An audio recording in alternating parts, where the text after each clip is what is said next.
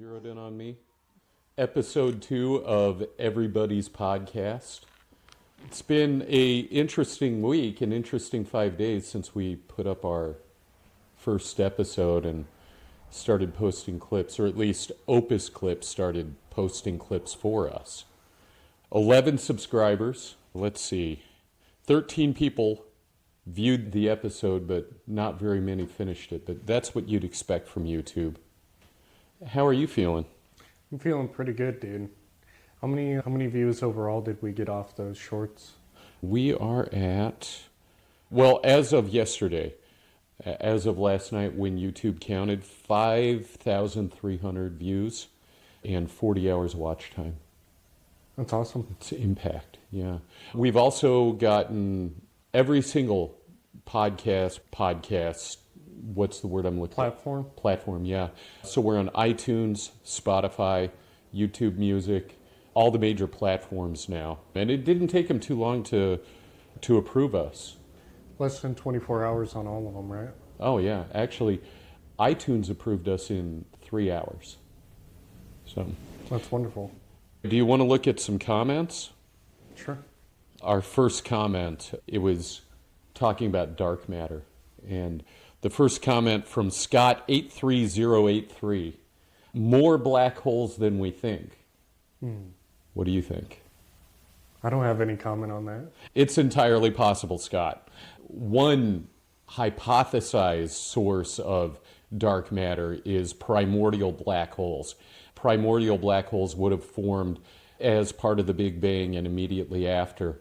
And they wouldn't have to be the size of regular black holes. Normally a black hole, at least the most accepted model of how a black hole forms, would be that a star, when a star reaches the end of its life, when it collapses, if it's heavy enough, if it's big enough material will be left over for it to exceed about 3.5 solar masses. And at that point, it will collapse into a black hole. But when a star collapses, so much material bounces back out that, from what I've read, you usually need somewhere around 8 solar masses, so 8 times the size of the sun, for it to actually collapse into a black hole. Okay, but how big do these primordial black holes got to be? So they don't have to be very big at all, at least as they're hypothesized. There's a minimum size that a black hole has to be. I'm not sure what that mass number is. There's a point at which it gets so small that the Hawking radiation is enough for it to just blow apart at once, like in a flash. We can look up what that is if you want to.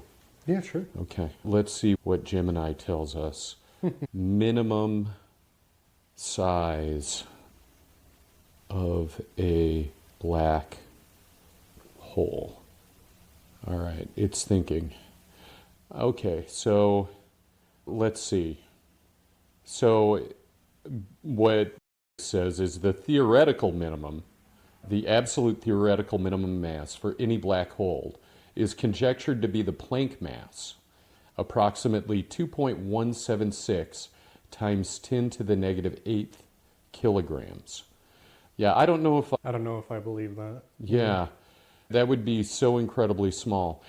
Anyway, I guess there's a lot of conjecture, but the point is there could actually be a lot of primordial black holes like that, like 10 to the 60th, 10 to the 70th, a whole lot of them. And black holes are very, very long-lived. So the equivalent is if you were to take the amount of time the sun will live versus the amount of time a black hole exists as a black hole, if it wasn't taking any more matter. Black holes keep sucking in matter. But if they stop, there's some radiation that comes off of those. It's Hawking radiation. And what that is, if you take the vacuum energy of space, you can have particles and identical but opposite antiparticles that burst into existence at the same moment. But then in empty space, they would then collide back into each other and collapse back to zero very quickly. But if you're on the event horizon of a black hole, if you're right on the event horizon, so On one side of that point, everything is trapped within, and on the other side of it, things can escape. If you were to have a particle in antiparticle form right at that border of the event horizon, and one were to escape and the other were to fall in, you would get this little bit of radiation. So the antiparticle falling in? Or the particle falling in. Doesn't matter. Either way, it's going to have the same mass, the same energy. So that's what's called Hawking radiation, and it's a small amount of energy that is constantly exiting from the event horizon of a black hole. And over time, that will allow the black hole to evaporate, to burn off. Okay.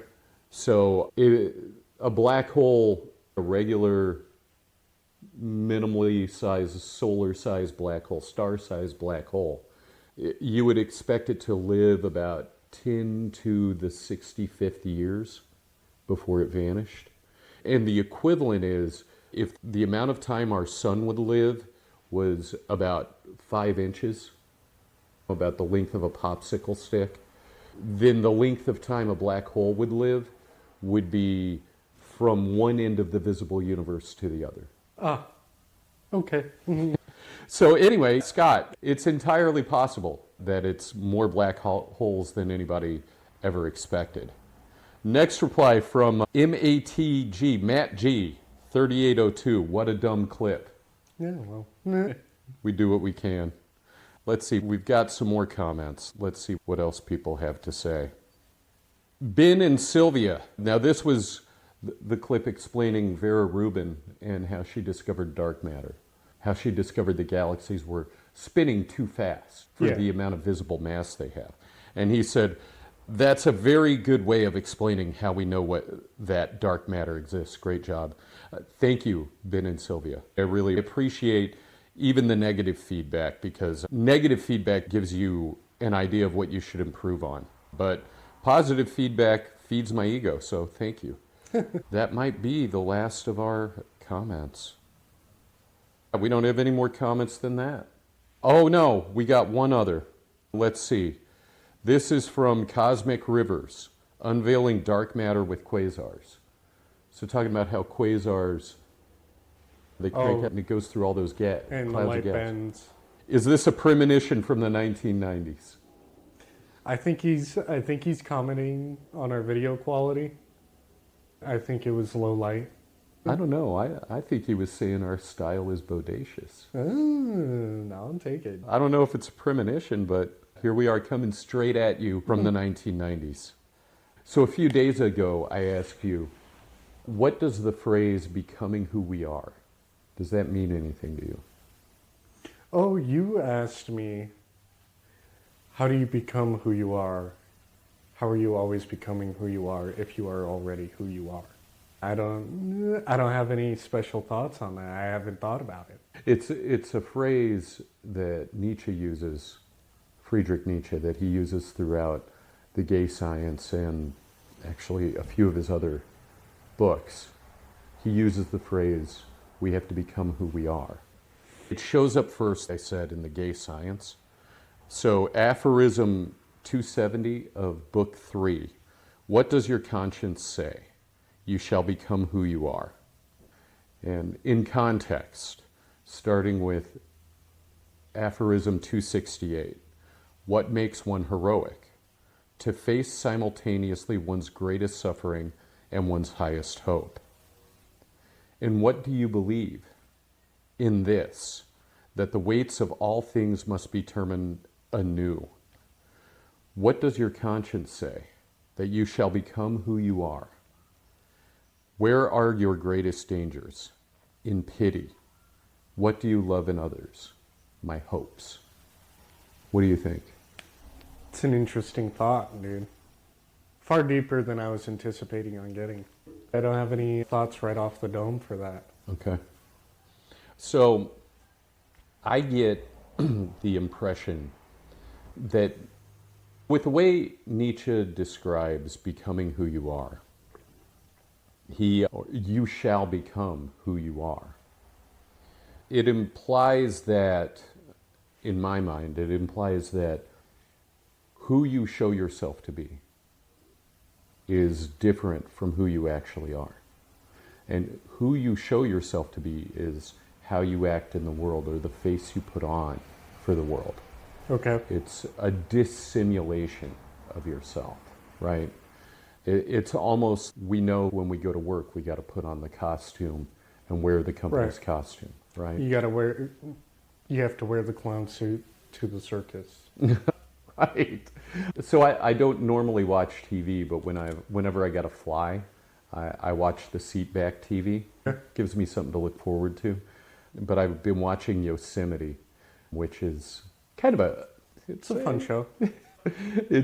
it's so dramatic and in a lot of ways impossible. I mean, how could a rancher possibly afford to chase cattle with a helicopter? Daddy's money? I don't know. I mean, that helicopter burns off what? $300 an hour? Yeah, dude. An hour of flight. Yeah. You gotta. I don't know what kind of maintenance is required on a helo for 1 hour of flight, but I know with aircraft it's over 20 hours of maintenance hours per hour of flight. Oh, are you serious? Yes. Do you know if that's also true for commercial aircraft? Civilian and commercial. I imagine that privately owned, like Cessnas, stuff like that, it's probably less because the person maintaining it is going to be the pilot. Okay. But I know commercially and military-wise, fixed-wing aircraft, 20 plus hours of maintenance hours. Oh, are you kidding me? Yeah, for 1 hour of flight time. Okay. And that's because it's what you call a super safe environment. Sure. The whole idea is to minimize risk to the tens of millions. Like catastrophic events to the tens of millions. Where they want the craziest thing that happens on a commercial flight that any one person sees in their whole lifetime might be that a panel gets ripped off in flight. Okay. That's scary. No one wants to see that on an aircraft that they're flying on. But if you fly all of your life and that is the worst thing you ever see, you're winning. Yeah, that's what the system is designed to look like. And of course there's... So make that panel flying off like a 3 or 4 sigma event. Yeah. Okay. And obviously there's cases where these aircraft go down. And a lot of the time it's just things that you can't control that happens. But some of the time it's just bad maintenance or a bad culture around maintenance. When someone forces an aircraft to fly when they haven't completed all the maintenance, or they've built a culture around shotgunning maintenance. Okay. Or rushing through it, not being exact with it. So aircraft flying is supposed to be a super safe environment, and for the grand majority of the time, those standards are followed. So in comparison to, for example, paying, because what I was thinking in terms of was paying the pilot, paying for the fuel. Those are expensive. So how do those compare in cost versus the maintenance? Well, I don't know how much any one of those things costs. I know jet fuel ain't that cheap. Oh, that's true. I don't know. I believe helicopters, well, at least military helicopters run off of essentially diesel, JP5, which is jet fuel. Well, military helicopters, they have turbines. They have straight up jet engines. So the helicopter in Yosemite, it doesn't look to me like it has a It probably has a regular gasoline engine or something. Oh, so like an internal combustion engine. That spins the rotors. But I don't know. I don't know anything about helicopters, dude. The other thing is they are all living like super dramatic lives. And to be honest, most people I know who, I mean, I guess I don't really closely know anybody in that ranching business, but most of the people I know who are operating a business, they spend a lot of time not ranching for what is required to run a ranch. I forget the guy's name, but they essentially have slave labor out of that one guy. That basically is number two in command. He kind of is number two in command. He is absolutely number two for all the hired hands. And he pretty much does what Kevin Costner's character, whatever Kevin Costner's character wants, and whatever he believes. Have you learned the context of that relationship? The ranch hand guy, he had to off whatever his mom's boyfriend. His mom's boyfriend murdered his brother and was beating the tarnation out of his mom. Yeah, so he beat him to death. That's right, with the iron skillet. Yeah, and in order to not face time, they basically hit him on that ranch. Okay. I think that's what it is. It's been a long time since I watched the show. The thing is, even if that had gone to trial, he would have had just... Yeah. And him being a minor. Right. But anyway, he just became Kevin Costner's, I don't know what to say, his bulldog. I think of him as his slave, dude. Yeah, but He's incredibly loyal, though. And he acts with autonomy to try to do what he thinks is right for, not necessarily right, but to do what he thinks will preserve Kevin Costner and the ranch as a business. I haven't even gotten all the way through season 1. Okay, all right. No, wait, I have gotten through, I'm somewhere in season 2. So I don't know, they're portraying him as caring about human life, as being someone who actually cares about others.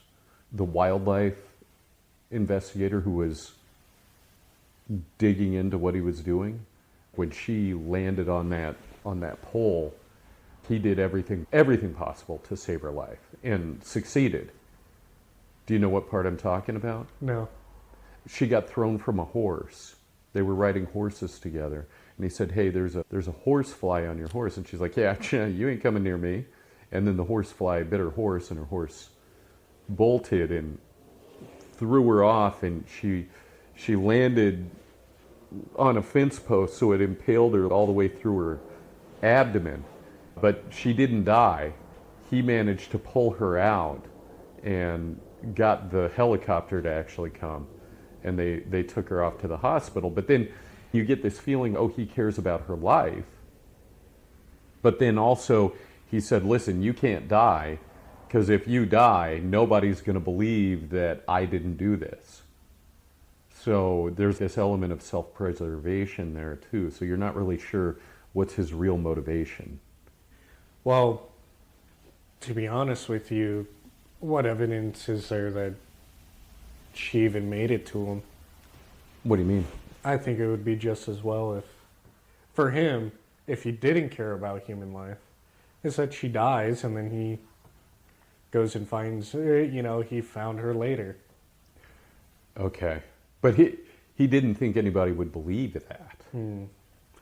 That's enough. I think that's enough doubt. Okay. But if he gets found out, because his whole existence is kind of illegal in that whole scenario. What do you mean? They don't know where this 14-year-old boy went. Right. He just disappeared. Yeah. Okay. So the deal is that he has this hidden identity. He has to keep anonymous. Okay. So his variability to live is tied to the survival of the ranch. Yes. Okay. Well, it's pretty tough when somebody's survival is tied to something. It's pretty much impossible to disentangle them from it. Yeah. And that's kind of how people get stuck into religious cults that they grew up in, because this belief system has been, basically from when they were children, has been made their source of human contact, of human acceptance. And so they know that if they leave, that acceptance is gone, and they don't know where new acceptance will come from. And we can stand outside of it and say, hey, there's a whole world full of people who would welcome you. Maybe not a huge percentage of the world, but you don't need a huge percentage. even 1/100%, 1 in 10,000 people it's still going to be tens of millions of people who'd be happy to have you around. And you don't even need tens of millions. You only need 10. 10 Yeah. would be a win. So if his belief that he can survive only if the ranch survives, then he'll do anything. It's true. Yeah. Okay. But I mean, the idea that you'll do anything, but you can still, you still have control within that. Okay. You get what I mean? There's more than one way for him to reach some logical conclusion that this protects the ranch. Okay, sure. Letting her die versus letting her live, or doing what he can to have her survive. Uh-huh. He could bring either of those to a logical conclusion where the ranch survives. And either one of those, you could also argue that puts the ranch in jeopardy. Okay. Because what the viewer is supposed to believe is that this woman is jeopardizing the ranch. Sure. So that the whole point of that scene, it seems to me, is to show his humanity. Okay. So what you're saying is he could have let her go either way without really much consequence to himself. Yeah, I mean, throughout the show, they know how to. There's this idea that they know how to hide the bodies. Sure. So, and the other part of that is the ranch has some sort of plot armor until it reaches its conclusion. Sure. I don't know. I didn't finish the show. Okay. I got kind of tired of it. At the rate I'm going, it'll take me 2 more years to finish the show. Because I don't watch TV otherwise. I don't watch TV or scroll social media or any of that. So I have no way to know what happened on that show. Maybe someone will leave a comment. Yeah, tell us how it ended. We could go, I guess we could look it up on... I had a lot of friends who watched it, so I have an idea of the ending. Gotcha. The lawyer character, the son who's the lawyer. So there's the whole thing where he's trying to run for attorney general. Mm-hmm. And then his dad turns on him. And I can't go up against my dad. I can't take on my dad. And the girl who was his campaign manager / girlfriend says, you can, come on. She's like, I believe in you. I'm here with you. And in the end, he's, no, I can't do it. And she, all right, fine, go be a wuss. And she basically walks out of his life. There's this foreshadowing part before that where he's coming out of this liquor store and there's this cowboy, this vagrant cowboy. I don't know if you'd call him vagrant. Kind of a day laborer cowboy, a cowboy for hire. And the cowboy for hire says to him as he's leaving the liquor store, he tries to give the guy 20. He's like, it's a tough time of year. There's not a lot of work right now. And he tries to give him some money. And the guy's like, nah, I don't want your money. And as the lawyer's son is about to leave, the cowboy says to him, hey, do you know what a tie is? And he's like, what is it? And the cowboy says to him, it's the leash your master cut. He knows you ain't leaving. He knows you ain't leaving. You get the feeling when he says that, I had the feeling this is the moment when that son finds his backbone, when he finds his balls, and he's going to walk away from this whole thing and forge his own life. But instead, he just folds his card. He doesn't even play the hand he has. He doesn't even say, fuck it. Maybe my dad's coming at me, but I've raised some money. I've got some supporters. I'm going to make my run. And if it doesn't work out, it doesn't work out. No, he just folds his cards and says, I'm just going to go back to the ranch and do what my dad wants.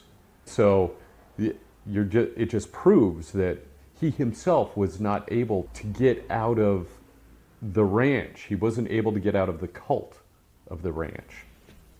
There's more context to that comes later in the show. There's a lot more context. But you're right. He goes back and forth. What do you think of that vacillation, that going back and forth? That whole character is written as a coward. I think. You're not supposed to end up liking him either way, whether you agree with him ideologically or not. It makes sense that you wouldn't like him because people don't like it when you go back and forth on someone. Well, he's extremely competent. But extremely insecure at the same time. Are all of us prone to that to some degree? To being both competent and at the same time insecure? It's pretty hard to go back on what you know, Okay. where you were raised. But we all know just by looking at how he manages money and how he acts in the courtroom, he's capable of making it probably anywhere. Yeah, on his own, anywhere. Yeah. And probably being very successful on his own anywhere. Right, but he needs that validation. Validation, what do you mean? He needs the validation from his father figure and his sister. Okay. Why do you say father figure instead of father? Oh, I don't think he's biologically his, if I recall correctly. Really? Yeah. Huh. They didn't bring that up in the Yeah, show. he's not his biological son. It comes out. Really? Yeah. Huh. Okay. Well, I can tell you in the first or second episode, when the oldest son dies, it's almost like nobody flinches. You would think Kevin Costner's character takes the son's body back on a horse and buries it himself. And you would think he'd be like, fuck, you know? Yeah. But research shows that that basically a parent who loses a child is never the same. Like their life is permanently altered. But in this, and people who lose a sibling, it's the same. People who lose a sibling before they should, they feel that. But in this show, everybody's just, yeah, he died, life goes on.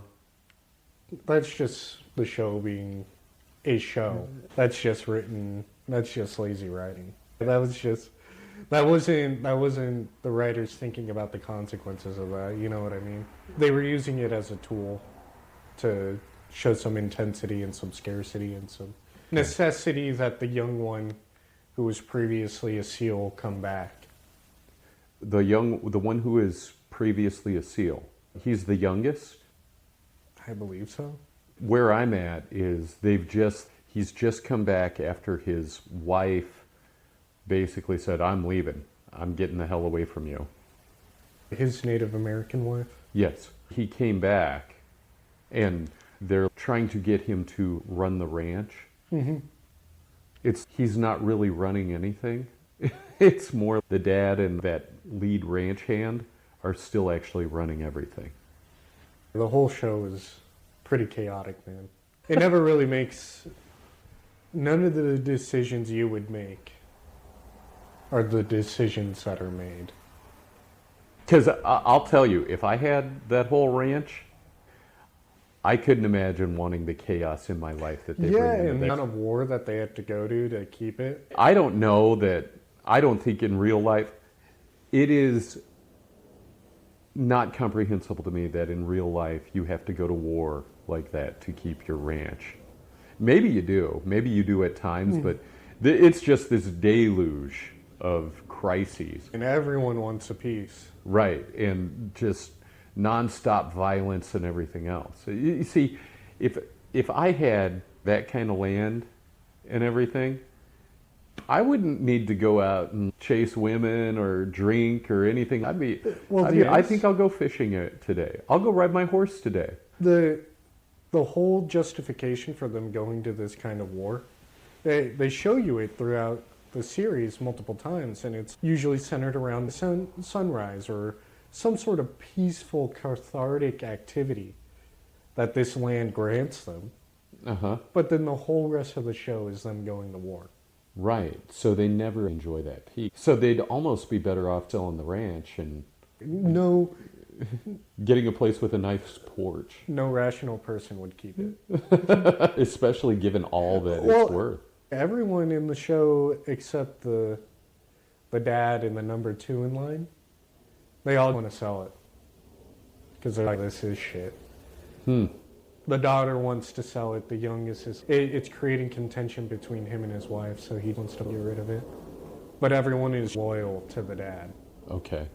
Which, I don't know, I guess that's called a cult of personality.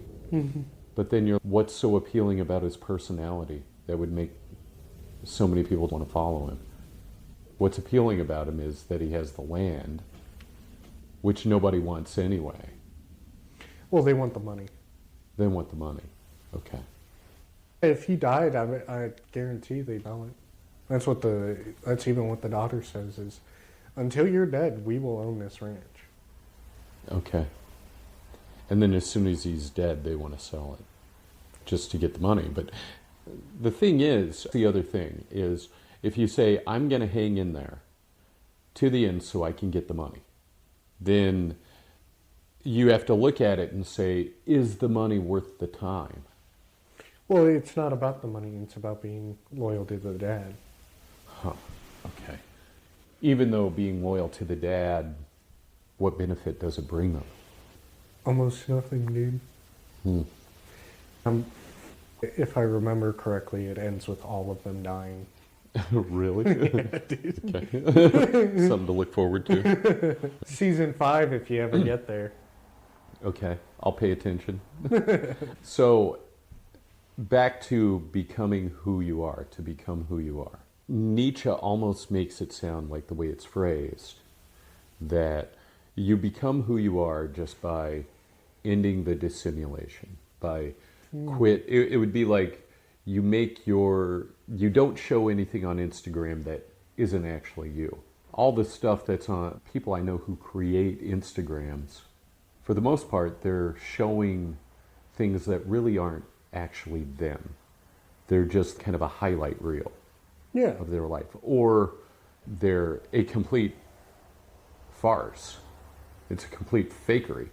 I saw a YouTube short where basically they were talking about this AI fitness influencer on Instagram.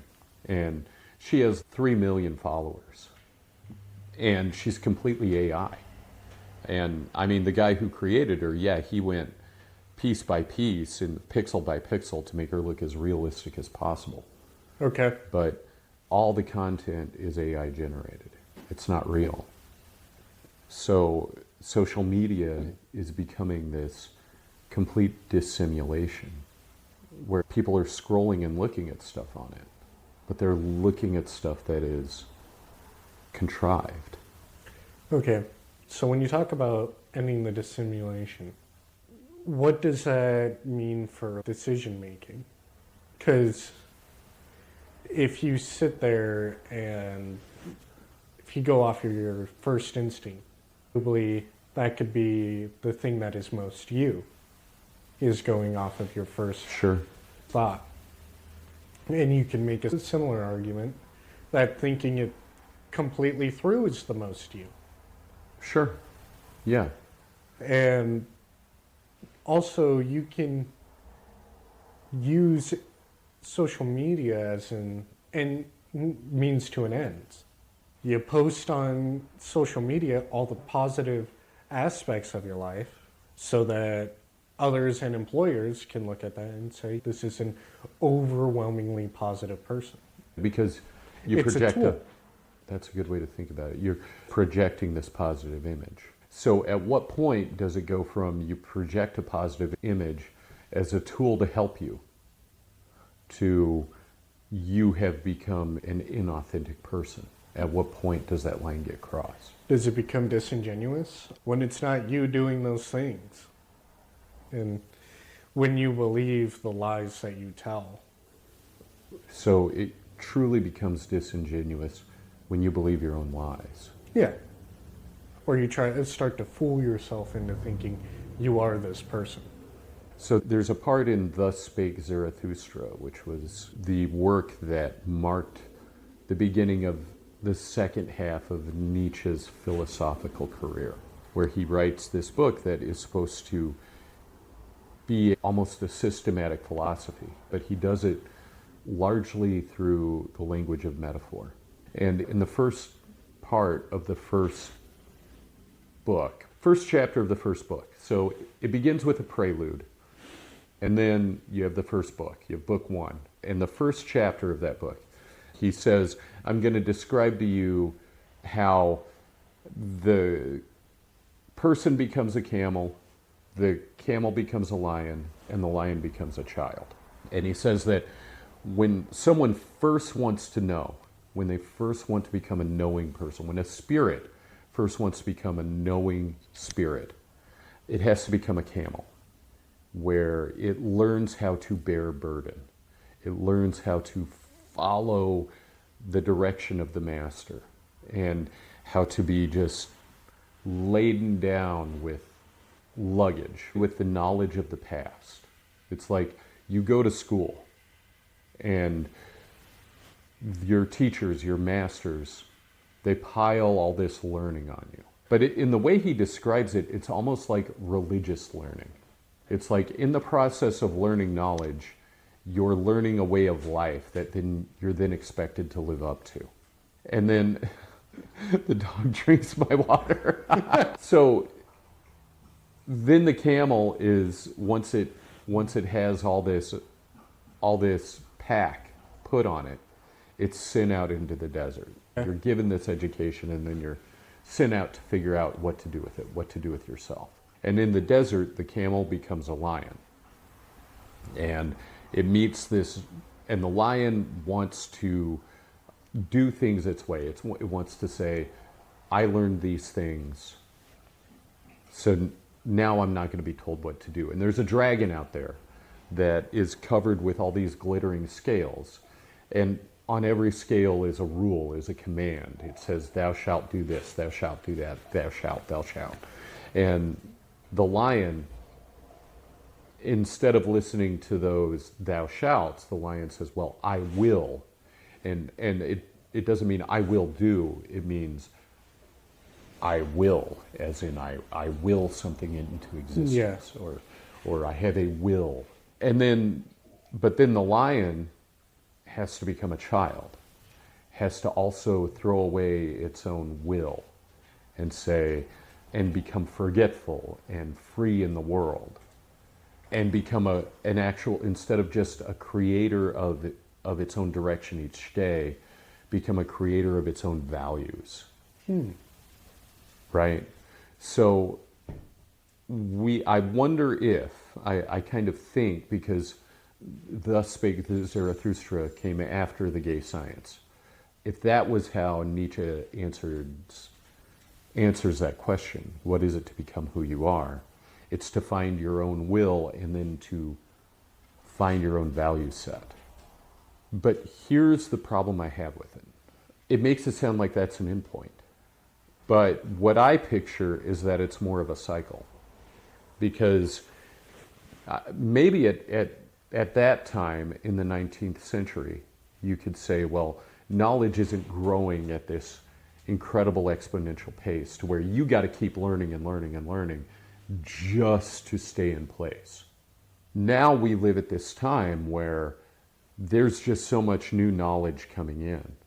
And if you want to be ahead of things and you want to be growing in the world, you have to constantly become the camel, and you have to take on that burden of new knowledge.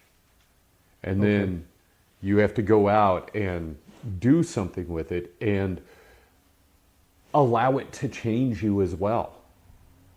Like you have to become this thing that constantly finds new knowledge, integrates it, become something new yourself, and then find the next piece of knowledge. You're skipping the child there. Well, what I'm saying is the child is that integration, like that part where you say, I've taken in this new knowledge and I have become this changed person because of this new knowledge.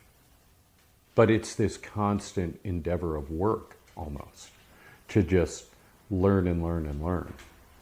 It's intentional.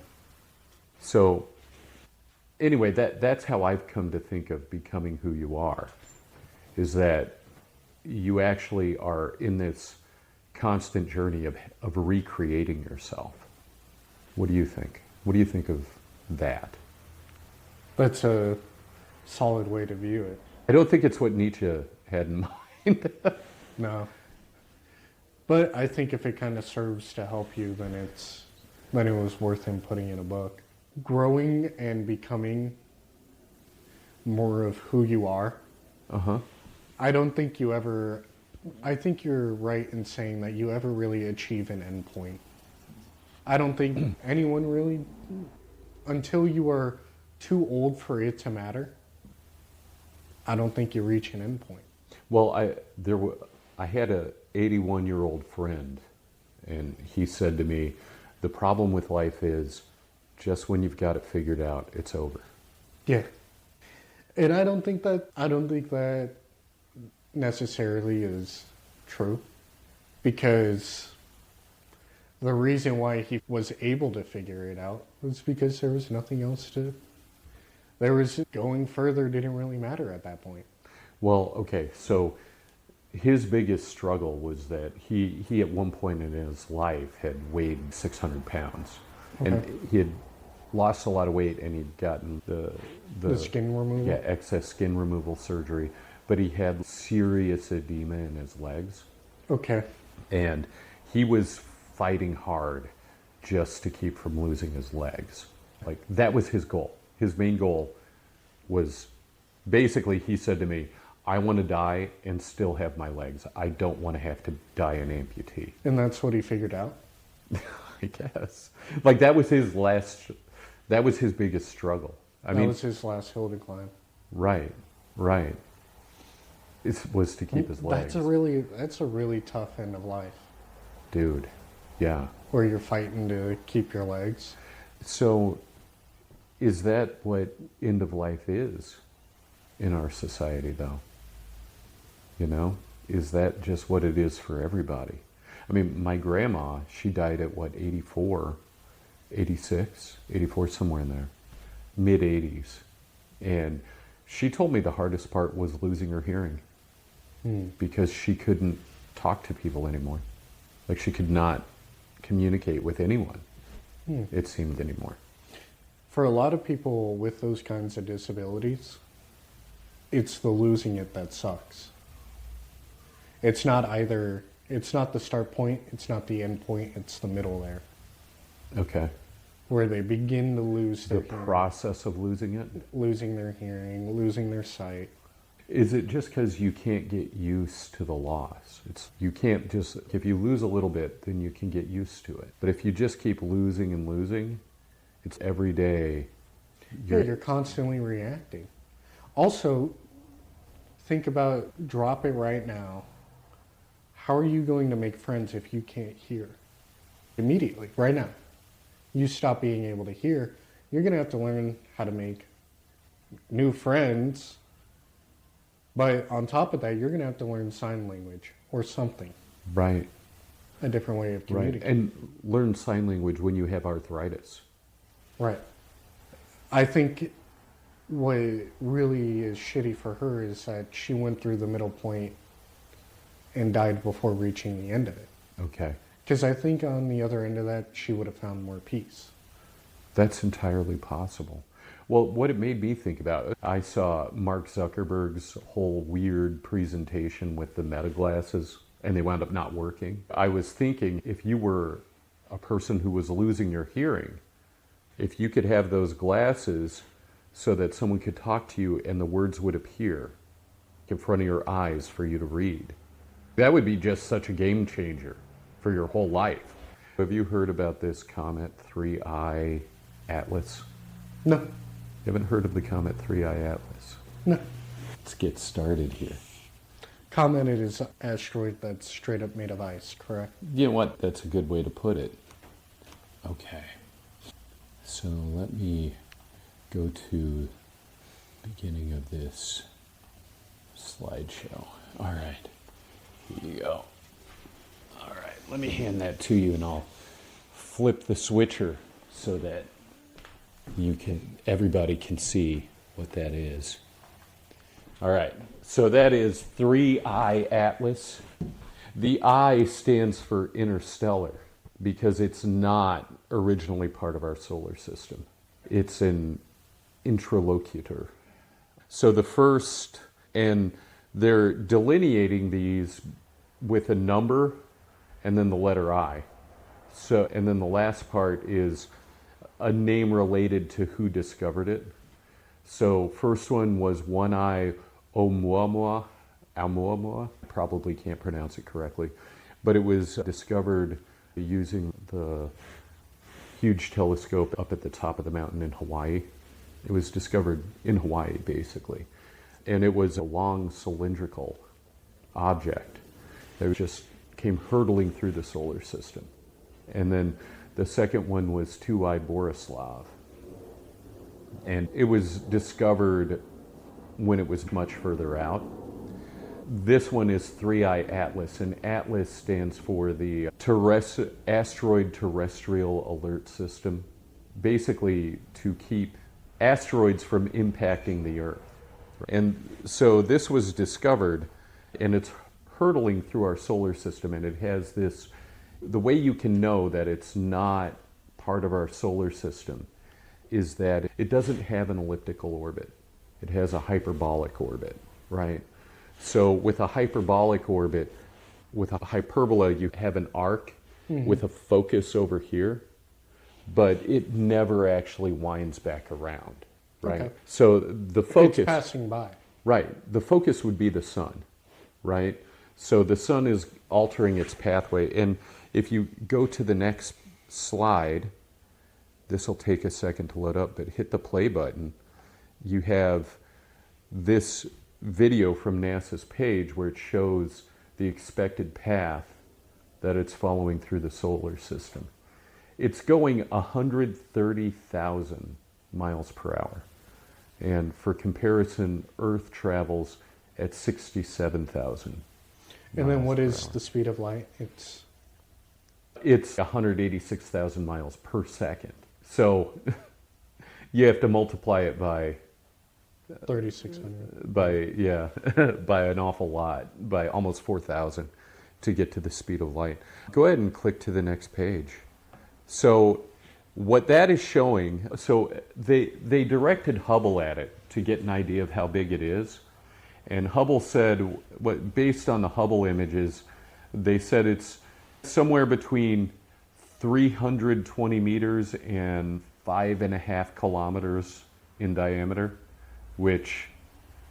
That's a range. Yeah. But these images are actually from the JWST. And the JWST has these spectral telescopes and cameras on it, so it can look at things like the infrared spectrum and all that. So it's really good for figuring out the composition of things. It's also, with it being so good in the IR spectrum, in the infrared spectrum, it's really good at picking up very distant galaxies.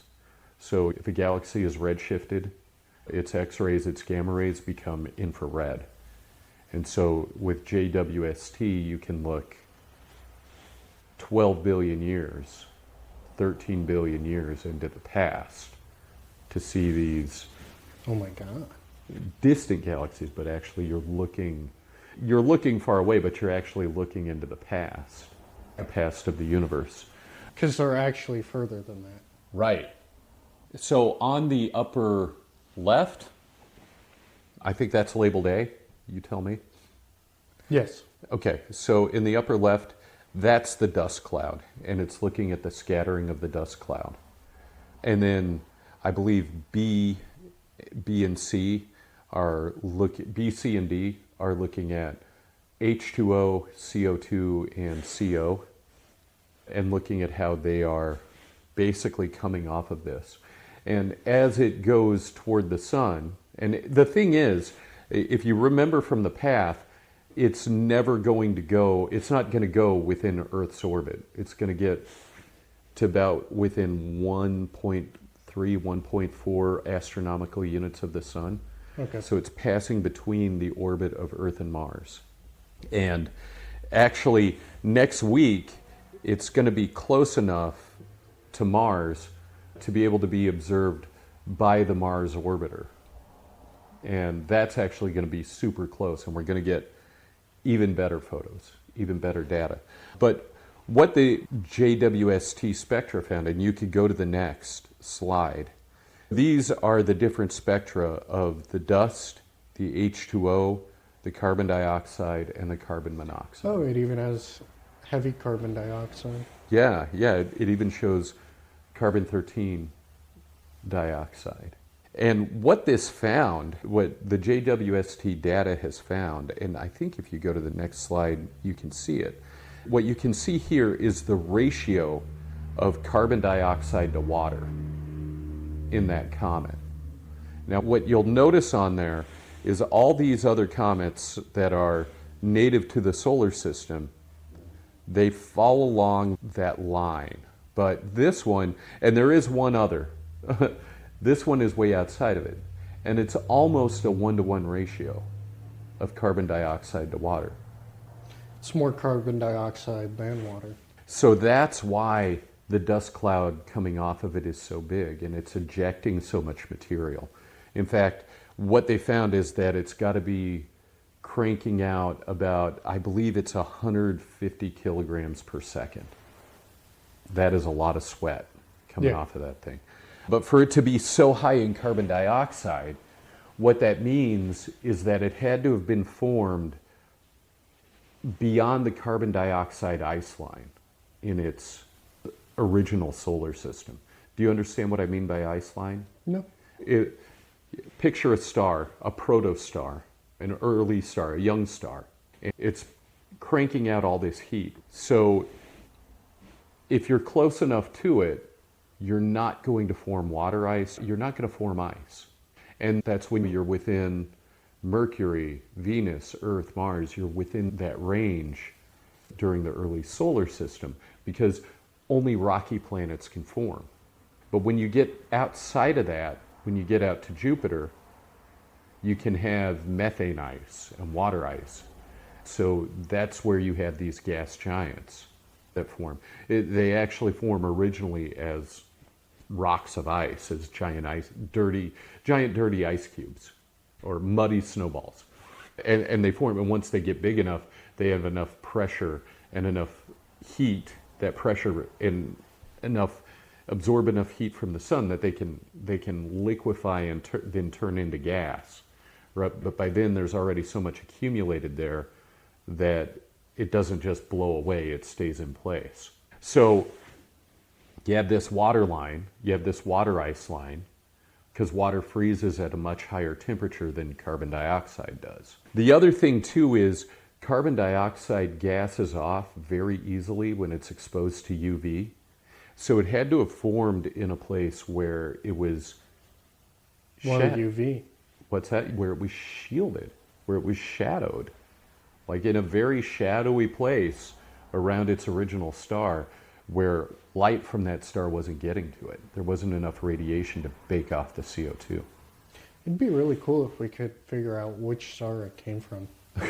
But the options are just astronomical. And given the plane it's moving in, because it's moving within the flat plane of the galaxy, within the pancake of the galaxy. So that means there's even more options. If it was whipping around outside of the plane, out of the galactic plane, then we would say, oh, well, it must have formed outside. And there's not a whole lot of stars outside of that pancake plane. So go to the next slide here, or the next image. Okay, so this is from a couple of professors. At first, when I read this paper, I thought this is kind of that. When I read the original blog post, that the second author on this, what's his name, Loeb, Abraham Loeb, I thought this guy is making some pretty wild conjectures, but it turns out he's a very accomplished astronomer and works for Harvard University and everything else. So he's really respected in his field. But what these three guys did, and this paper is only 3 pages long, if anybody wants to read it. What they did was they said, okay, the position of, what they said is, this thing is gassing out a lot of material. So, and that material is coming out at about, I believe it's 44 meters per second. So it's gassing out a lot of material that's coming out really fast. And so you can take that, and it's gassing out from the side that's facing the sun. And right now it's going toward the sun. So we should see an altered trajectory. We should be able to say, if it's gassing out that material, then you are going to have a change in momentum. That change in momentum, that gassing out creates an acceleration, an acceleration that's counter to the direction it's going in. And so if this thing doesn't have enough momentum to overcome that, then we should see a shift in its trajectory. And what they did was they took the position as measured by JWST, and they said, how heavy would this thing have to be? How much mass would it have to be overcoming that outgassing based on how the position isn't really altering very much? Yeah. And what they came up with was a minimum of 33 billion tons. So it's 3.3 times 10 to the 16 yeah, grams. Yeah, 33 billion metric tons. So what that puts it up to is the very upper bound of what the Hubble data's radius said it could be. So what they did, they took that composition from the JWST, and they said, let's assume the whole thing is made up of this. Mm-hmm. That would put its density around 0.5 gram per cubic centimeter, which is about the same as Halley's Comet.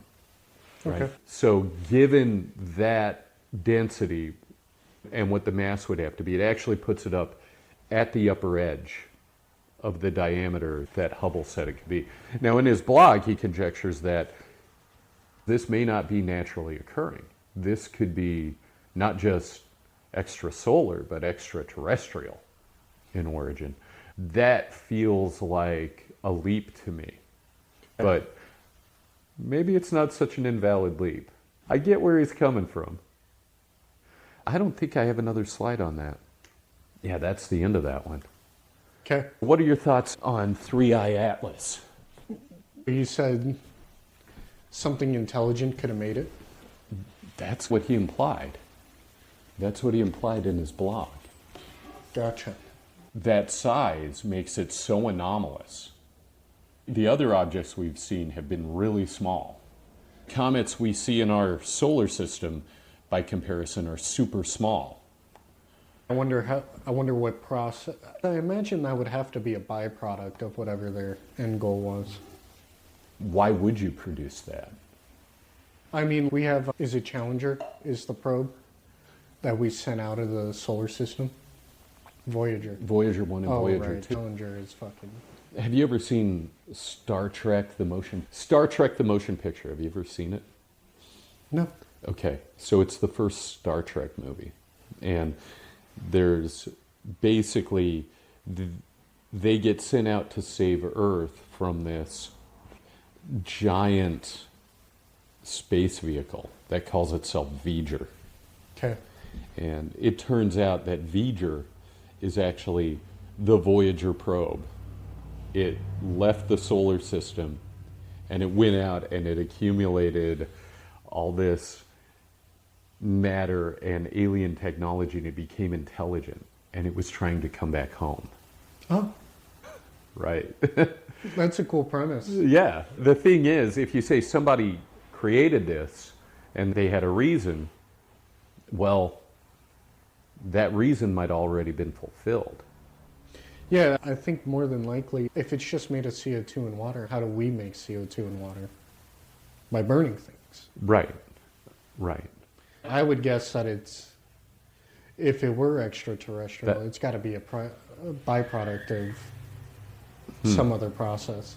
It's a giant alien... Trash ball? Carbon sequestration. They said, we don't want to warm our planet. All the power plants and everything, we're going to capture the CO2 and just send it off as a comet into outer space. I imagine it would have to be some intentional trying to do some extra, trying to get off of their planet. Right? Okay. Something that's already occurring off planet. Some way for them to escape.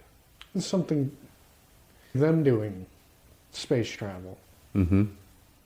Well, that would be quite a thing to put yourself in the middle of a ball of ice and carbon dioxide. I'm saying that it's a byproduct of the manufacturing. Ah, okay. We're both kind of the opinion that this thing could actually, if it is extraterrestrial in origin, it may just be a ball of extraterrestrial waste. Yeah. Okay. Are you ready to go to the next thing? Yeah. Okay. That's a very cool thing, though. Okay. River deltas. River deltas and soul stones on Mars. On the left, on the right, that's just a picture of a river surrounded by red Martian dirt. And what makes the Martian dirt red is that it's rust. It's iron oxide dust. So when we talk about the red planet, it's just coated with rust. I don't know what else to say. On the left, that is Vivianite. And that's iron phosphate? Iron phosphate octahydrate. So Okay. 8 water molecules. And it's also called a soul stone because when the body decays, if you had a coffin that was made of iron or iron nails, iron bands, that would start to form on the iron parts. Yeah, they would open up the coffin, even just after a few days, and they'd find rocks of Vivianite like that. But Vivianite, it's not uncommon for it to form, wastewater treatment facilities, because it's a product of decay of organic matter. Yeah, anything containing iron. Well, iron and phosphorus, which living things contain a lot of phosphorus. Adenosine triphosphate. Yeah. It's the energy currency of your body. So literally without phosphorus, you can't carry out. Any biological function. Next, we'll see what the next is. Syrtis Major is what this is called. On the right is the Syrtis Major quadrangle.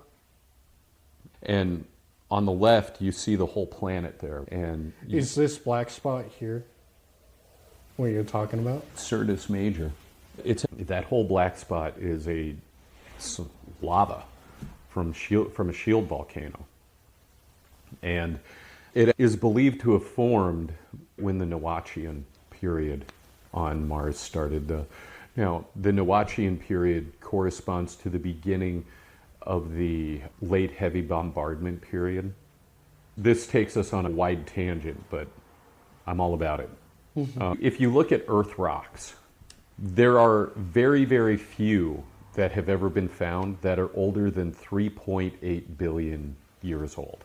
But the planet itself is 4.5, correct? 4.6. Same with Mars, 4.6 billion years old. The Martian magnetic field, the core, the magnetic field is generated by the core. You have the very inner core is hot, and then the outer core is liquid iron and nickel. And because of the spinning of the planet, you get these convection currents because the inner core is superheating it, which sends it up, and then it hits the mantle, starts to cool, goes back down. You get these convection currents, and then the spinning of the planet makes these convection currents stable, like a gyroscope. You only need a little bit of magnetic field when you have something that's that big and spinning to produce a lot of electric current. And then you have this convection current that creates this initial electric current, and that builds on itself. And you have this self-creating magnetic field. This moving electrical current creates this vast magnetic field that covers the whole planet, protects the whole planet. On Mars, the diameter of Mars is a half or a quarter of Earth's. It's very small by comparison. It cooled off very quickly. Mars's mass is 15% the size of Earth, and its volume is 10% of the size of Earth, which is backward. Mars is more dense than Earth, which you would expect with it being further out in the solar system that it would be less dense, but it follows the opposite pattern. So it cooled very quickly relative to Earth. By 4.2 billion years ago, Mars had no more magnetic field. So back to Earth. You have this period of time from 3.8 billion years ago to today where we are able to find formations and rocks throughout the whole geological history. And we have the ability to radiologically date them to see how old they are. And we know that the solar system is about 4.6 billion years old because we've found meteorites and asteroids that are that old. And we know that through radiological dating. So there have been a few rocks found and a few small formations found that date back prior to that 3.8 billion years. But we're talking about very, very few. Okay. So the conjecture was, well, the surface of Earth, something must have been keeping it molten. But we didn't know what. Nobody had any idea what. When astronauts went to the moon, they brought back these samples, and they found a tremendous number of samples whose impact samples. And when you have an impact, you get an impact crater and you get a whole bunch of molten pieces that pop out of it. And you can use those molten pieces, you can radiologically date them. And they found that there were a huge number that had fallen between 4.1 and 3.8 billion years ago. So it's controversial to say that it happened. Nobody can say it isn't settled, it isn't 100% settled science that it happened that way. But when you talk about a lot of the formations on Mars, you have to look at it in the context of the late heavy bombardment period. So the Noachian period, the Noachian on Mars, corresponds to when that late heavy bombardment period would have started and ended. And you can't really see it on this image here, but if you were able to go a little bit south and so down into and it's believed that the asteroid that hit and created that Hellas crater, that impact actually set off the volcanism that created Syrtis Major, right? So in the upper corner of Syrtis Major is another formation. And if you go to the next slide.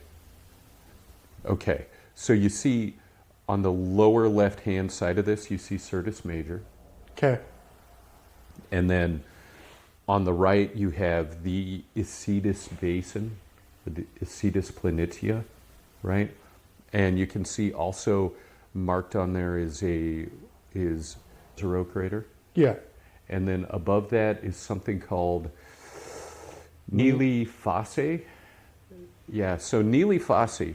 So what's believed to have happened is you have the impacts that created the Jezero Crater. Now I'm calling it Jezero. It's actually named after a city in Croatian. It's pronounced Jezero.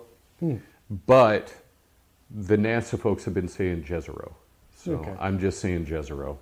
You have all these little craters around Nili Fosse and the Jezero Crater, right? And what's believed is that impacts. And then there was this 200-kilometer wide asteroid that hit and created the Isidis Basin, right? And if you look at the picture of Nili Fosse, you can see that there's like 3 claw marks Yes. on it. And if you go to the next slide, that is Nili Fosse as it was photographed by the European Space Agency's Mars probe. And you can see the big trench. And that is actually, those trenches are believed to have been happened from that impact that created the Isidis Basin. Yeah, so go ahead to the next. So that's a timeline of Mars, a timeline of Martian geology. And you can see there's basically 3 significant periods, 3 dotted lines. You have the Noachian on the bottom and the Amazonian on the top. And what's the one in the middle? Hesperian? Okay, the Hesperian. So the Noachian is the most active. It's also, basically the Noachian and Hesperian were when you had significant amounts of liquid water that could form on the surface. Now, if you take those, if you go back a couple to the picture of the planet Mars, one more, you can see that there's polar caps. Yeah.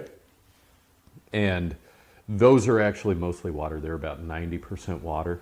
And then they have a layer of CO2 ice on top.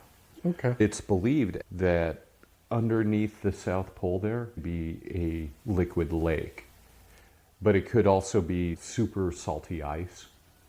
But if there is that liquid lake underneath all that ice, we have one under our South Pole too, a liquid lake under all that ice. And there's an entire ecosystem down in that lake with chemosynthetic bacteria. There's all kinds of stuff in there. Go back to that timeline of Mars. When you get to the Amazonian period, that's what it is now. There are some impacts. Every now and then you get a warming period and some water comes down off of those poles, but otherwise you don't have a whole lot going on.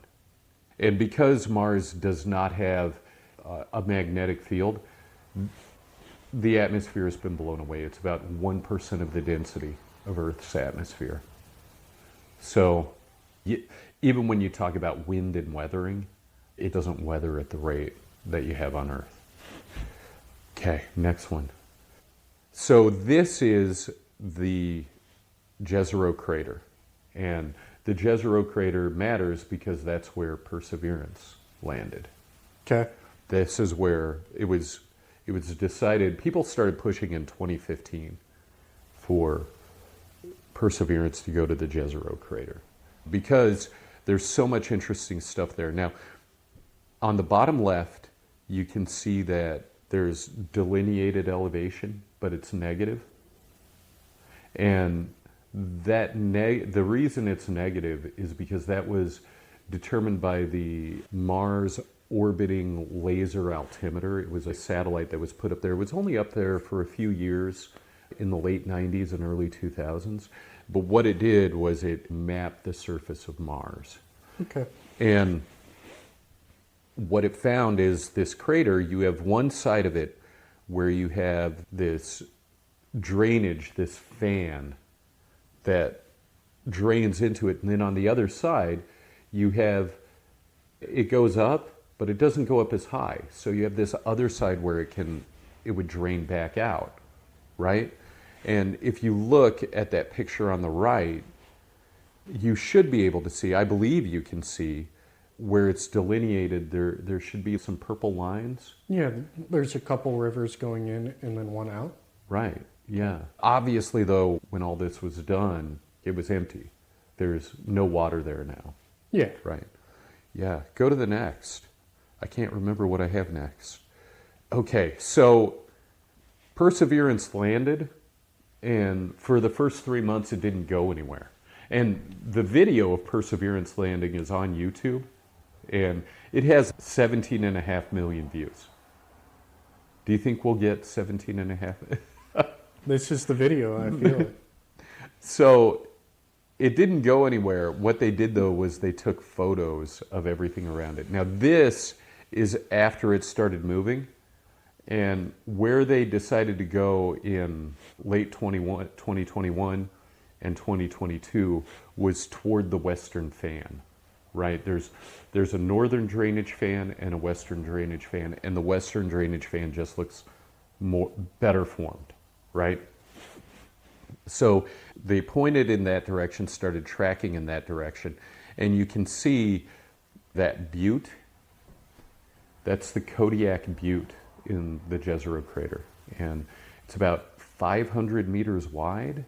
Okay. And I believe 50 or 60 meters tall. So not all that tall. Not super tall, no. But you look at it and you can see that there's layers of sediment, right? And if you look at the picture on the lower right, you can, that's not the Kodiak. That's part of the escarpment, that's part of the crater edge. Okay. But you can see that you have this buildup of sediment, and some of it has broken off and slid down the side, Okay. right? So that's very, very solid evidence that you didn't just, you can see the sediment is different. The layers are different. Yes. So you didn't just have one occurrence of having water in there. There had to have been multiple periods of water being there for a significant amount of time, flooding and water staying there, and flooding and water staying there. And this all would have been probably during that Noachian period. Okay. It's impossible to actually date these radiologically because they'd have to come back to Earth to actually find, to really get at the uranium atoms and use that to date it. They just don't have those kinds of labs on these probes. Exactly. Go to the next. So more pictures of the Kodiak. I love the Kodiak. On the left there, you can see the Kodiak and you can see the fan. You can see the delta behind it. I mean, how majestic is that? It's beautiful. How bad do you wish you could climb it? It'd be fun. It looks like you could just hike right up that thing. If you said Mars has 15% the mass, Right. you'd have a pretty easy time. There's no oxygen. Hold your breath. Assuming you have a suit. I mean, I guess, I don't know. Temperature on Mars gets what, down to -100? Look, man, At we're night, dreaming I think, here. I think right? during the day it's warmer than that, though. It's probably only like -20, -30. We can do that. I mean, we're in Minnesota. It gets that cold. We've been through it. Thick Yeah. leather jacket, snow pants. So on that one, does it show the elevations on that, on the Kodiak? Okay. So you can see how tall it is. And those elevations are in meters. But yeah, they really laid out in this paper the different sedimentary layers and how they're formed on there. And it just makes you realize that the red planet, even though we think of it as a dead place, there was a lot going on there. Yeah. Yeah, go to the next. Yeah, so that was basically their drawing of what it would have looked like back when it was full of water, and based on the imagery they had gotten from that Kodiak. Right now that was one of the first papers that came out of this, so it was pretty early. Okay, so it was never really all that deep. No, it wasn't like Crater Lake, right? But yeah, you're talking about, yeah, you're talking about 40, 50 meters of water. We can go back to that first. Well, it has it right here. How deep? It has the edge as being 2395, and then the water being 2490. 2395 and 2490. Okay, Yeah. so 95 meters. But 95 meters. That's about 310 feet. it has the Kodiak as... Oh, okay, but it's on the edge. Okay. Right. Right. Now you can, it also should have does that one have a star on it? Yep. It says OEB. Mm-hmm. That's Octavia E. Butler. I think I have her on the next slide. Maybe I do. Yeah, Octavia E. Butler. That's who the landing site was named after. She was a science fiction writer and obviously an African-American woman. And she started writing science fiction all the way back in the 60s. And I would say a lot of her work isn't so much science fiction as speculative fiction, because she doesn't worry so much about finding mechanisms for things. Of course, in science fiction, you watch Star Trek and you're, oh, what kind of cake is it? It's a cellular peptide cake. They just kind of come up with some jargon that a cellular peptide cake would be a protein cake. But she didn't worry about coming up with those goofy kind of explanations. She just kind of wrote stories. The only story of hers I've read is Kindred. And actually, I've read the graphic novel adaptation. But maybe I should pick up a copy of her actual work and read her actual words. I just thought it was a good, interesting book when I read it, but she's actually one of the most acclaimed science fiction writers of all time, and there are a lot of people who are just huge fans of her trilogies. Okay. We'll go to the next. That is Perseverance, and you can see it has all these different contraptions on it. So you have the mast cam. That's what takes all those panoramic photos, and it can zoom in and everything. There's another one near the back called RimFax. It might be on the back. RimFax, what it does is, as the rover moves along, it shoots radar into the ground, like ground penetrating radar. Okay. And it uses that to determine the density of the ground beneath it, right? And it can actually determine different layers of ground. The Sherlock camera on the front, it's actually multiple instruments in one. It has a black and white camera. It also has wide angle camera that's for seeing the topography of small samples, but that's called Watson. And it also has a laser that does Raman spectroscopy. Now there's a couple different types of spectroscopy, so I want to just explain this real quick. When you shine light through a crystal, that light scatters. And Okay. you remember from physics, like you do the thing where you bounce the balls off each other and you get elastic and inelastic Yeah. collisions.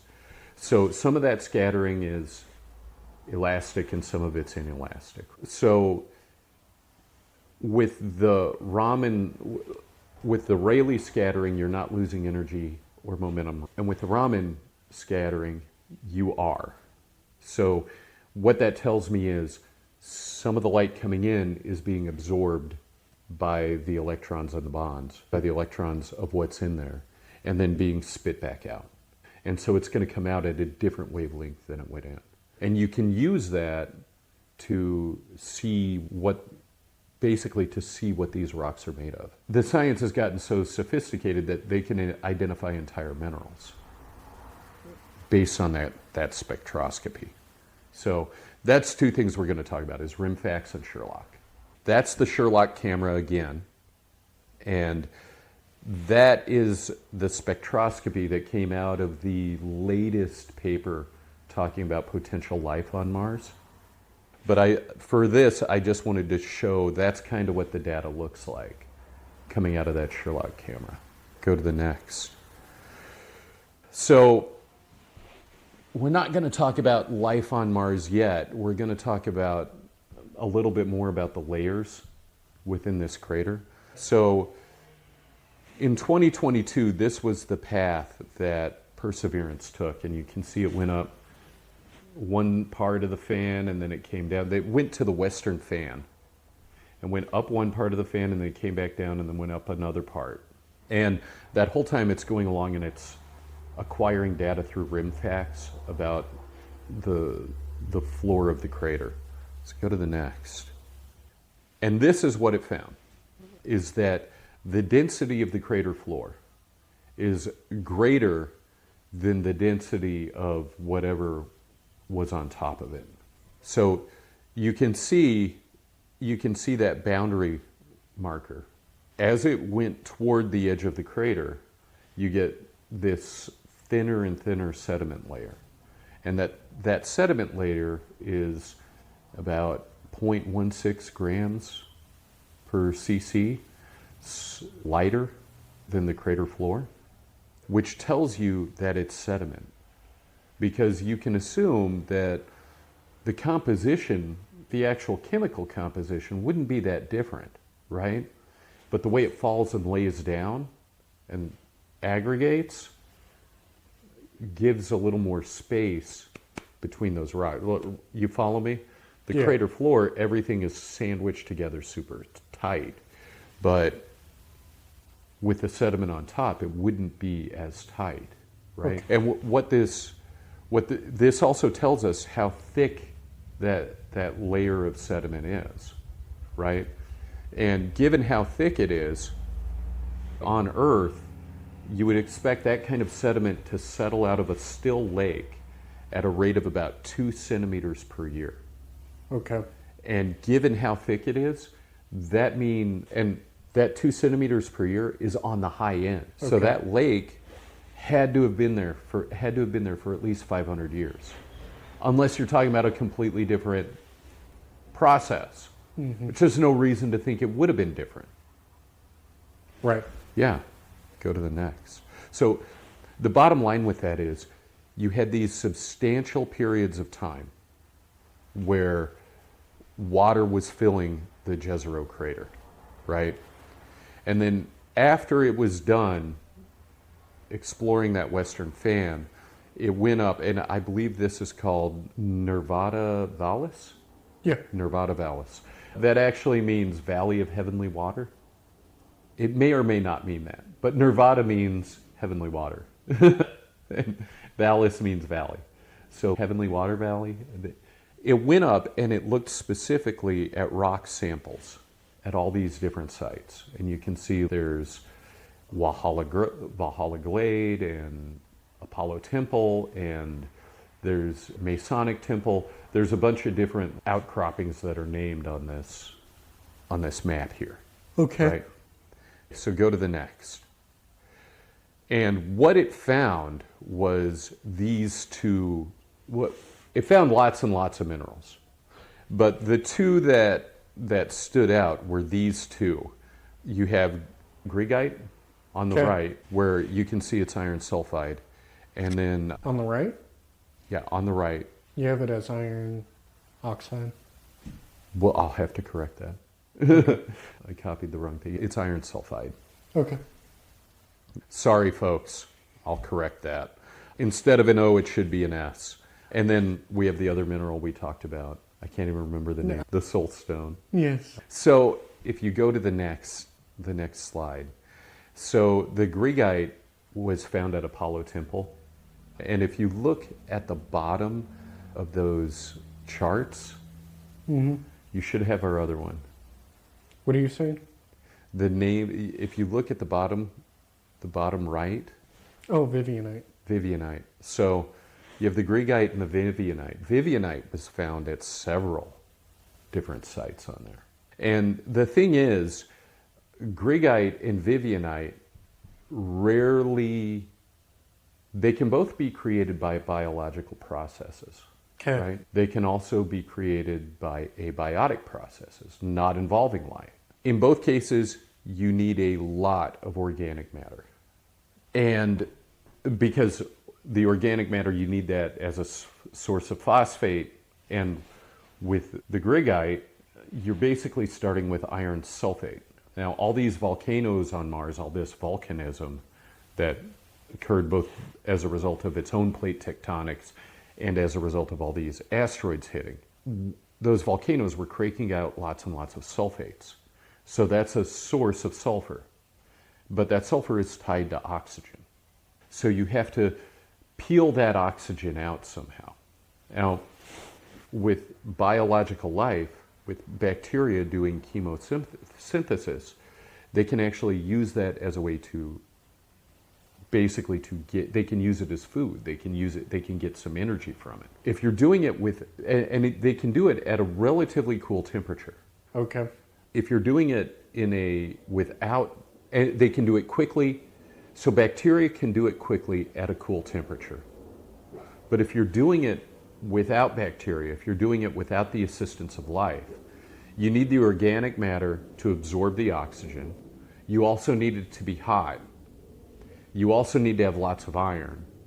And it needs to occur over a very, very long period of time. You're spending all this time baking out that oxygen. So it has to be this anoxic environment, like no oxygen. It's the same with the Vivianite. It has to be anoxic. The problem is if you have them forming together, iron sulfide is much less soluble than iron phosphate.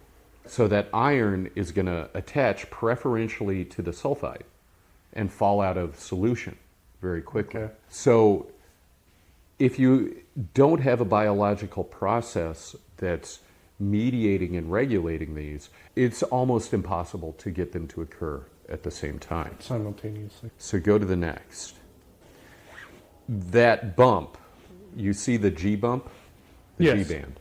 So at the bottom there, you have the baseline, and then you have these 3 different bands above it at different sites. That G band represents the presence of organic matter. And you can see that where the bump is the biggest was at where? Apollo Temple. Where the Grigite was found. So go to the next. So this kind of puts us in what I'm calling a logical pincer. So you can say, you have this argument where you could say the most likely origin, if we were talking about Earth, if we found this stuff all together, if we were talking about planet Earth where we know life exists, we would say this was almost certainly created biologically. Even if there's nothing living there now, that's probably what happened. Here's the alternative. We say, well, it didn't necessarily happen biologically, so assume it didn't happen biologically. Then what you have to have is this long period of time where that water was present. And not just like 500 years, like you can say, is how quickly that sediment could have all fallen out, right? You have to say tens of thousands to millions of years. And it had to stay hot that whole time on this planet that's basically cold, that doesn't have an atmosphere. And then you're going to have to say, if it could have stayed wet and anoxic, and you had all this organic material, right, at this spot for tens of thousands or millions of years, why would you not have life evolve and arise on it? So that's the pincer you're in, is you're either saying there was biological life that made it happen, and that's why it was able to happen within a time frame that corresponds with the sedimentary data. Right. Or you're saying this happened over this long period of time, but somehow, even though within that same period of time life sparked into existence on Earth, it didn't happen on Mars. And you have to explain that. So in my opinion, this puts you out into that 2 to 3 sigma area, maybe even 4 sigma, where you're saying there's a 1 in 1,000 or 1 in 10,000 chance that this was not life. Okay. So whenever I see this stuff about, oh, there could be life, I'm always skeptical. And part of it is because what does it really matter to me? Life was on Mars, now it's not. I'm interested in it whether there was life or not. So when they talk about, oh, we might find life, I know that they're appealing to a certain group of people. That doesn't include me. But in this case, I find the evidence pretty freaking convincing. Yeah, that there has to be life. That there has to have been life. Right. And if there was life on Mars then...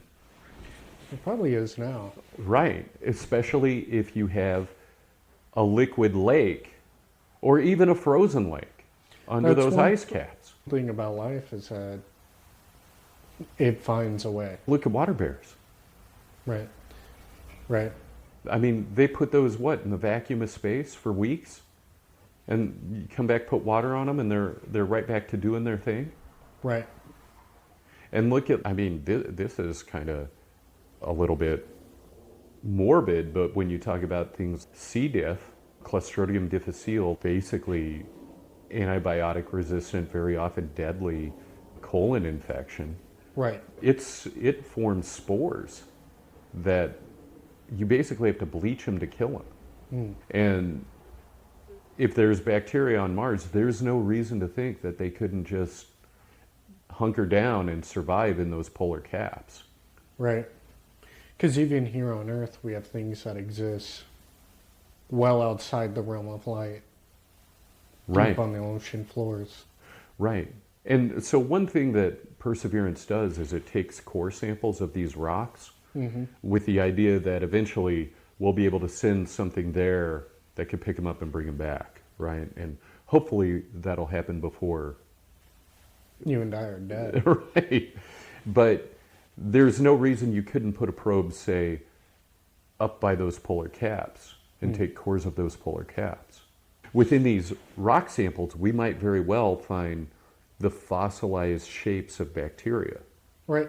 There was actually a meteorite that landed in, I believe, Antarctica, where they found fossils that looked like bacteria fossils. They could be bacterial fossils. Yes. Really? They looked like it. Just with this, there does exist an explanation where it's not life, Right. but it's also very lifelike. Huh. Okay. It's just there's not enough of any other material Right. to figure out what it really is. Mhm. Yeah. Huh.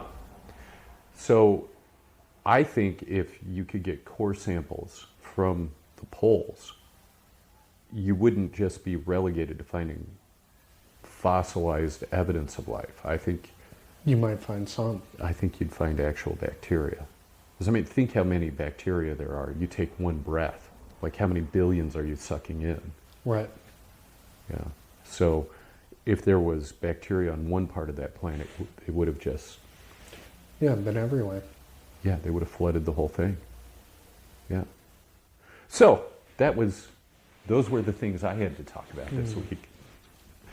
Do you got anything else you what want to about cover? your future implications? Yeah? That was actually that was actually something I started all the way back a couple years ago, or about a year and a half ago, and I just never got to the point of making a video for the Sexy Universe about it.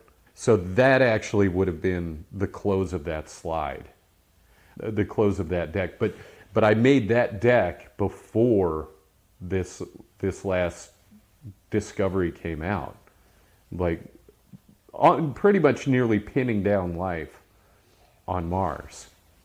Gotcha. So anyway, I'll put that slide up on the website, or that slide deck, that whole slide deck with the references and all the pages, like up on the website when I post this episode. So if anybody wants to see it, they can go there. I'll put a link in the description too. Okay. Cool. Kind of speaking on the persistence of life, we can talk about the Ochre Star. What's the Ochre Star? The Ochre Star is a sea star that I was seeing down in Morro Bay in California. And, well, it was Montaña de Oro, which is just south of Morro Bay. Beautiful spot. And I was wondering if I could safely, if it was safe to gently handle these sea stars. Uh-huh. And before I did that, I looked them up, made sure it was okay. And what I found is that it's legal to pick them up and handle them, but unless you're a marine biologist, everyone basically says, please don't. Okay. And what I found out was that part of the issue is that you may introduce to these sea stars bacteria or other pathogens from your hand that ruin the microbiome that's on top of their skin. Huh. So a lot like our gut biome, they have a microbiome. Well, you have a microbiome in your skin too. Well, on the outside of their skin, they have a microbiome. And a big issue with that microbiome can be any bacteria that exists on top of it. If it's overly aerobic, it'll consume all the oxygen that the sea star otherwise would have. Huh. And it'll suffocate the sea star from outside of its skin. So the sea star's microbiome won't outcompete like the intruders. Right, the regular kind. Because currently now, the water along the California-Washington, ranging all the way up from Alaska to the bottom tip of Baja California, Okay. the water temperature is increasing, just Okay. like everywhere else on Earth. So these essentially pathogenic or otherwise harmful bacteria are starting to proliferate because the environment is making them more competitive at the moment. Ah, I see. Okay.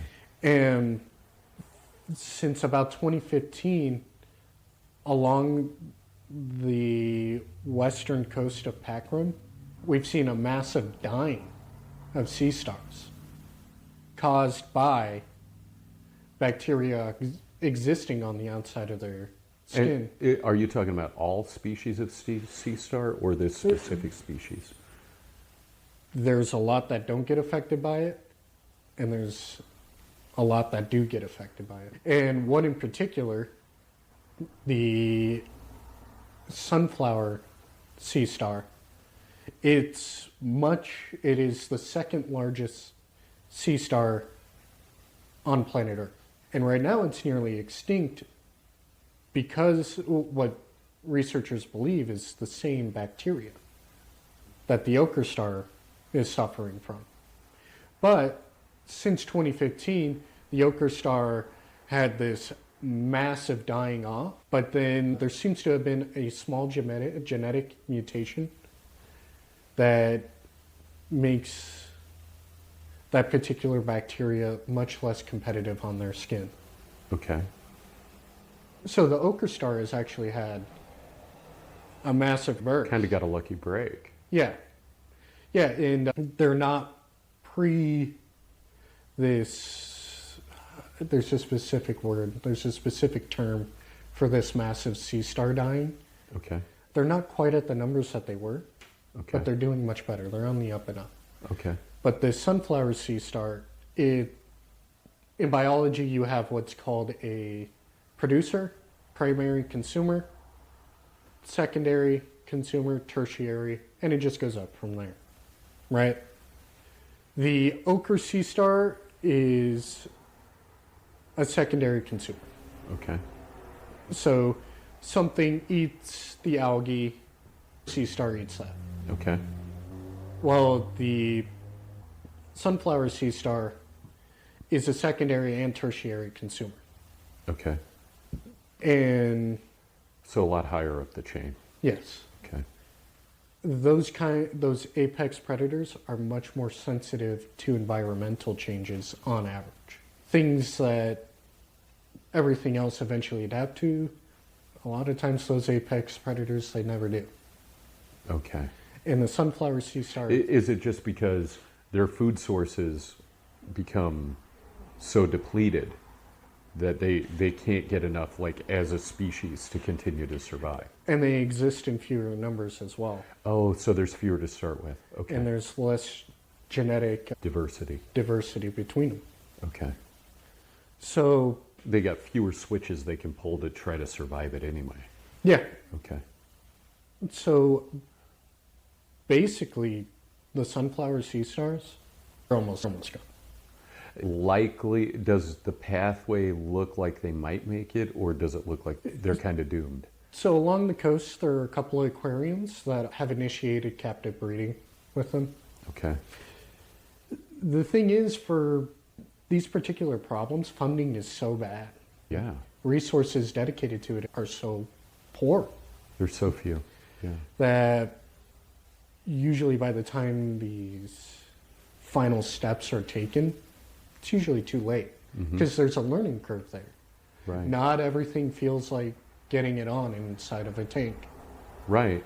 'Cause you can't even get eels. There's no captive breeding for eels ever that's been successful. Really? Right. Huh. You know, when you talk about conservation efforts like that, when you talk about all the shipping that goes on along that Pacific Ocean, right? If you took those containers and you just said, we're going to have a contribution, a tax, or however you want to, whatever you want to call it, however you want to get it, of even just a tenth of a cent for every container, you would have enough money to fund conservation efforts and cleanup efforts all across that entire coast. And not just the American part of it. I mean, all the way throughout that whole Pacific Rim. It would not take, it would be such a small amount that it wouldn't even be noticeable. It wouldn't even really show up in the products you purchase every day. But it would make a radical difference for cleaning up the environment and conserving species and getting rid of the plastics that are just pervading the Pacific Ocean right now. Even just a minor amount of money would make a huge impact. Right. Well, we don't. Well, hopefully we will. But It's worth fighting for. It's worth Right. talking about. Yeah. and the resources, they're so low that these aquariums and research groups within them, they could not figure out whether this sea star wasting disease, that's what it's called, was this particular plague of it right now. They couldn't figure out whether it was viral or bacterial for a long time, for over the half of the span that it's been going on. Uh-huh. It wasn't until an aquarium almost lost all of their sea stars that they were able to try enough things to figure it out. Okay. To keep them alive. Yeah, Now, have they had success with breeding them? I don't know. Okay. Basically, what they had to do is all their sea stars were dying to this sea star wasting disease. Mm-hmm. They went from 300 specimens down to 90% of them died. It was 10 to 30 were remaining. And what they found out is what they did is they dropped a massive antibiotic into the tank and then gave the sea stars probiotics on top of their skin to prevent them from dying. That sounds to me like a last-ditch, desperate attempt. Yeah, and it worked.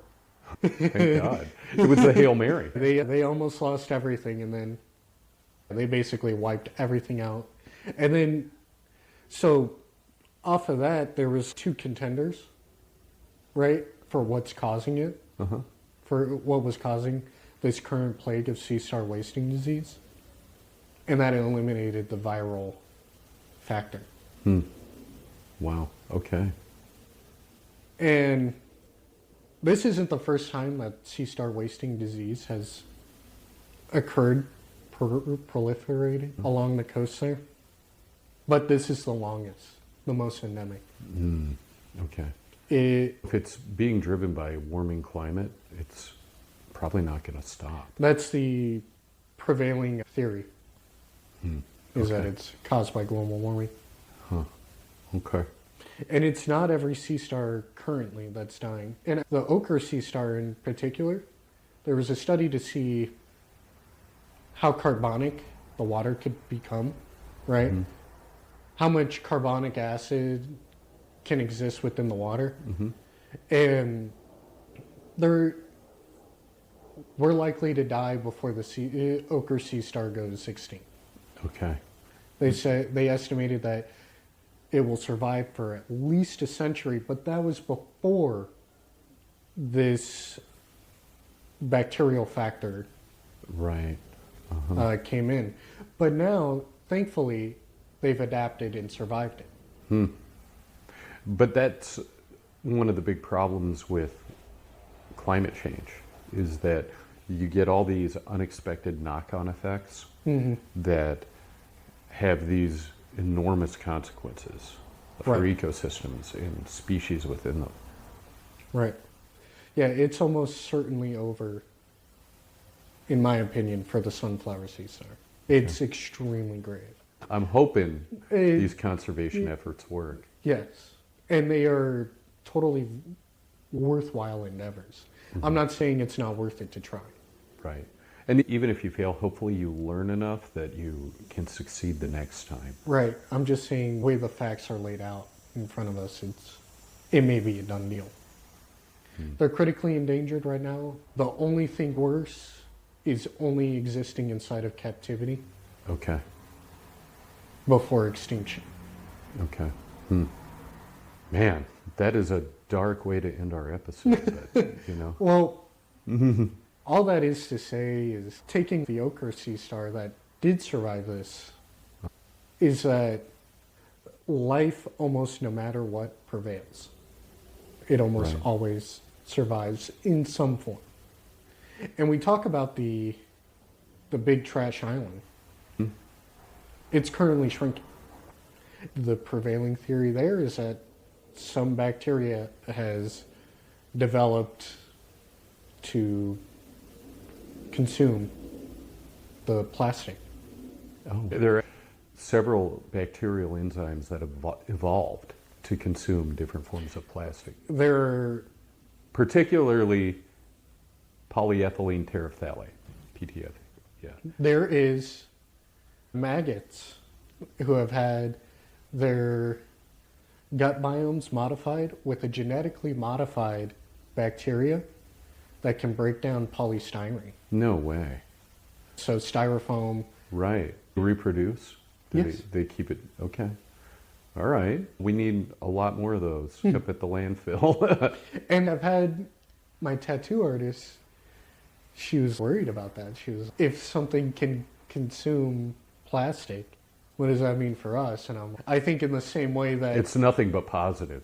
Well, Straight up. Also, think about books. There are plenty of things that can consume your books, but if you take care of them, keep them dry, you know, keep them in a dark spot, they don't get consumed randomly.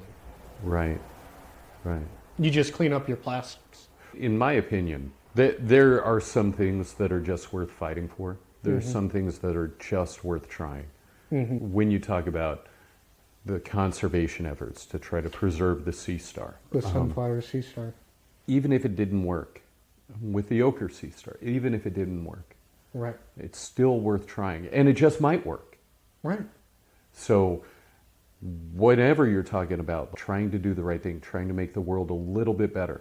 Whether you're picking up trash on trails that you walk through. Right. It's so worth it just to make that small effort. And it may just make a big difference. It may be the thing that makes a big difference for an entire species. Right. And you can think about it this way. Like when you adopt a stray animal, right? You can have someone who's negative about that, and it's just like, you didn't really make a big change in the world. To that particular animal, you made a world of difference. You change the whole world. Right. And it's the same thing for keeping our world biodiverse. I totally agree. And on that note, I believe the ideal life is a nonstop process of learning and growing. Thanks for learning and growing with us. Stay on your game, and we'll see you next time on Everybody's Podcast. Alrighty. Good work, dude. We kicked ass.